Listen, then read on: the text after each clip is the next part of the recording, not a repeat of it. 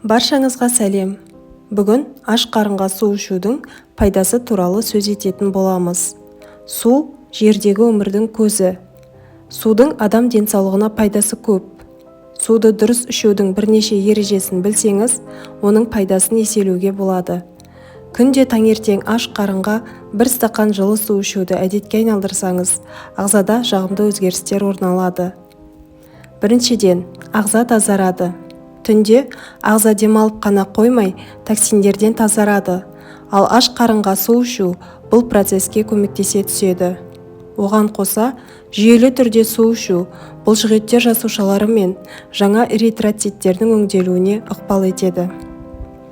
Екіншіден, көңіл-күй жақсарады. Аш қарынға ішілген судың токсиндерді шығару мен ағзаны іске қосу қабілеті адамның эмоциялық жағдайына да жағымды әсер етеді. Су жүйке жүйесіне жанама әсер ете отырып, ашушаңдықты басады және ұйқыны ашады. Үшіншіден, жүрек жұмысына көмектеседі. Жүрек қан тамырлар жүйесі ауруларының ең кең тараған түрлеріне инфаркт пен инсульт жатады. Олар әдетте қандағы сұйықтық мөлшері аз болғандықтан қан ұйықтарының түзілуінен пайда болады. Жүйелі түрде аш қарынға су ішу қан тамырлар жүйесіне жағымды әсер етеді және инсульт қаупін төмендетеді. Төртіншіден, асқазан ішек жолы ауруларының алдын алады. Қыжыл немесе асқазан ішек жолының басқа да жағымсыздықтары көбіне асқазандағы жоғары қышқылдылықтың себебінен пайда болады.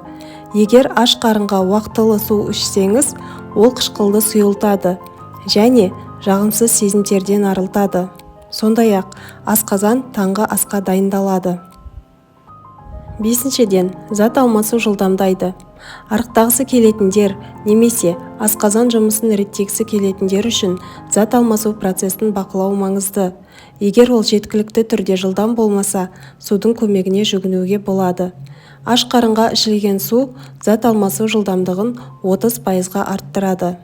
Алтыншыдан, тері жағдайы жақсарады. Сыртқы келбетіңіз жақсы көрінгенін қаласаңыз, алдымен ішкі жағдайға мән беру керек. Бұл жерде ағзаның су тепе-теңдігін ұстап тұру маңызды рөл атқарады. Әйтпесе, тері құрғақтанып, ерте әжімдер пайда бола бастайды. Күнде таңертең аш қарынға бір стақан су ішу арқылы тері жағдайын жақсартуға болады. Жетіншіден, шаш саулығын сақтайды. Ағзаға су жетіспесе, ол шаштың сыртқы жағдайына, оның өсуі мен қалыңдығына негативті әсер етеді. Сондықтан, шашыңыз мықты болу үшін жеткілікті түрде су ішу керек. Сегізіншіден, бүйрек ауруларының алдын алады. Бүйректердің сау болуы ағзадағы су тепе-теңдігінің қалыпты болуымен тікелей байланысты. Аш қарынға және күні бойы уақытылы су ішіп тұру зәр мөлшерін арттырады. Соның себебінен бүйректерде болуы мүмкін минералдар сұйылады. Осылайша, тастар түзілуінің немесе қабынулар пайда болуының алдын алуға болады. Тоғызыншыдан, иммунитет нығаяды. Көптеген аурулардың пайда болуы тікелей иммунитет жағдайымен байланысты. Аш қарынға ішілген су лимфалық жүйелер теңгеріміне жағымды әсер етеді. Ол өз кезегінде ағзаны қатайтып, түрлі аурулардың қоздырғыштарына төзімді болуына көмектеседі.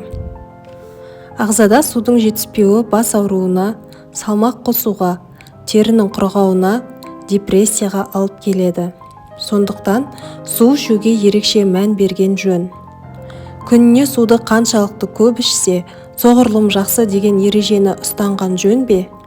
Әрине жоқ. Бүйректі көп жұмыс істеуге мәжбүрлемеу керек. Сондай-ақ, шамадан тыс көп су ішу ісінуге алып келеді.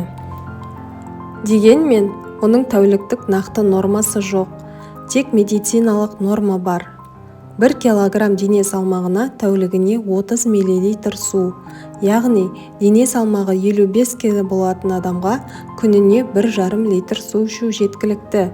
Алайда, шөлді сезінген кезде аталған нормадан көп тұтынуға шектеу қойылмайды.